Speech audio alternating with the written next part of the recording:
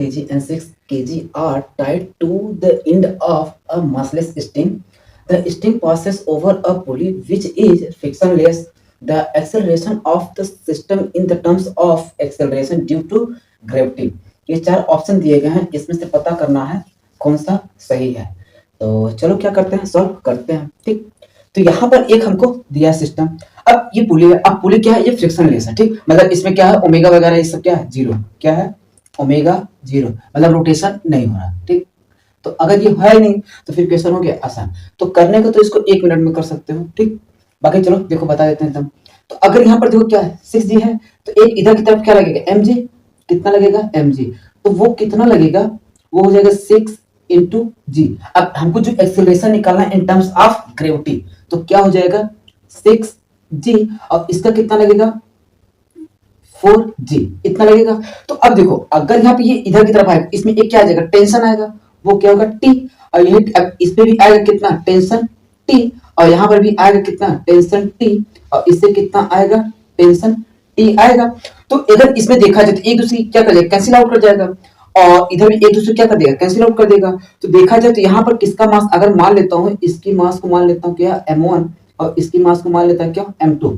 तो पूरी की पूरी अगर देखा जाए बॉडी, अब ये मास किसका ज्यादा है, m1 greater than m2, m1 greater than m2। तो पूरा का पूरा बॉडी किधर की तरफ शिफ्ट होगा, डाउनवर्ड की तरफ, और ये किधर जाएगा, ऊपर की तरफ। ठीक, तो यहां से अगर मुझे डायरेक्ट अगर एक लाइन में अगर इसका एक्सेलरेशन निकालना है, मान लेता हूँ कितने से, ए से, तो ए इक्वल टू क्या हो जाएगा, इधर होगा कितना mg, तो कितना m1g minus m2g upon total mass कितना हो गया, m1 प्लस m2।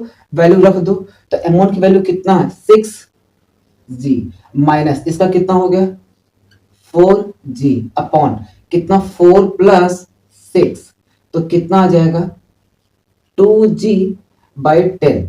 तो ये हो गया कितना g बाई 5। तो जो a आएगा वो कितना आएगा, g बाई 5 मीटर पर सेकेंड स्क्वायर।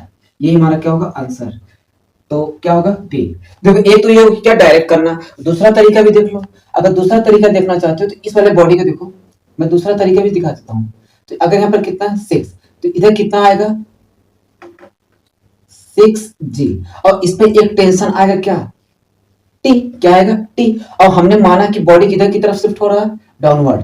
तो अब अगर इसको बेसिक तरीके से लगाना चाहते हो तो देखो बेसिक तरीके से कैसे करोगे, तो हो जाएगा क्या 6g minus T equal to 6। अब ये मास कितना m है, कितना 6 है, 6 kg, तो कितना हो जाए 6a। तो इक्वेशन नंबर फर्स्ट।